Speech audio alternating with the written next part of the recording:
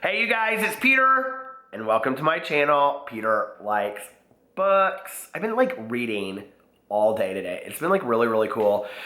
I've actually been, can you see? I have my lights up, but I've been laying right over there on that couch. We don't need all that. It's a little bit too much.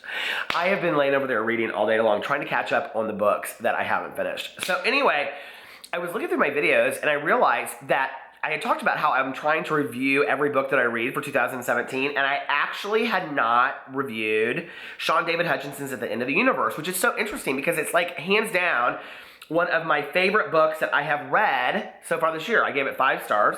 There you go, on Goodreads.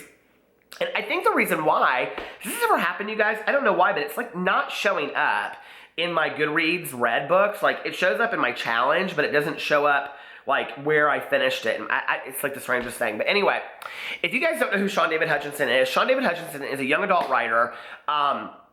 Last year or the year before, he wrote the dark horse running We Are the Ants that everybody loved. It was phenomenal. I have had so many people contact me and tell me that it's one of their favorite books they've read in the last year.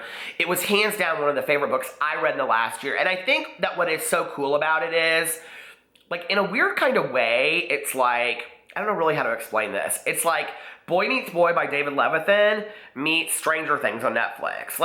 He is genius.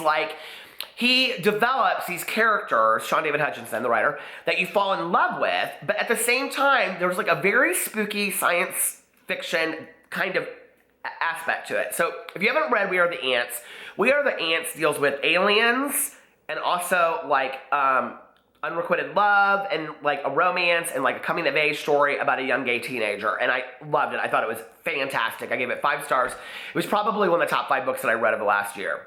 I'm sitting here doing this and I'm did I actually already do a review video of this? I don't think I did, but if I did, I'm just gonna put it back. I'm gonna put 2 of them up because I loved it so much. But anyway, so the second book, well, he's actually written a lot of books. He's written 5 or 6 books, I think. And these are the only 2 that I've read, and I need to go back and read his other ones. But his newest book that just came out this year is called At the Edge of the Universe. And it is about a teenager who is in his senior year in high school, and his name is Ozzy, and he lives in a town in Florida, very much like We Are the Ants. And he has, when the book starts, he has, did I talk about this already in a video? I'm seriously, Peter, did you do this video already? Anyway, in the book, when it starts, he has had a boyfriend named Tommy that he was very much in love with, and Tommy goes has disappeared, but nobody besides Ozzy remembers him existing, right? And really what it's about is how the universe works. Is it expanding? Is it shrinking? And how does our experience play into that? And that's all I want to say, because it's absolutely genius what he does with it. And actually, it took me about 100 pages to catch on to what he was doing with how he started each chapter. It's in miles. You'll understand if you read the book, so I don't want to ruin it for you. But what is so genius to me is that in between these pages, he, writes about several relationships, parental relationships, relationships with teachers, relationships with friends. It takes place in a high school. It's just amazing. There's even this kind of and I don't want to say it like this, but it's kind of how it felt, this end of the world dance. It's very high school. It's young adult, but as an adult reading it, I absolutely loved it. It reminded me in a good way of a lot of things of high school, which a lot of young adult books, especially young adult contemporary books, remind me of high school, but maybe not in such a good way. This book reminded me of the good things about high school. Very much how John Green's books kind of do for me as well. And, but the writing style is so completely different, so I don't even want to compare them. I mean, Sean David Hutchinson is so underrated for what he does of weaving together 2 different styles of books and coming out and telling a story that actually has profound meaning at the end of it, and a learning experience, as well as just a damn good story, and really amazing characters that are impossible to forget. So listen, I give percentage ratings to my books.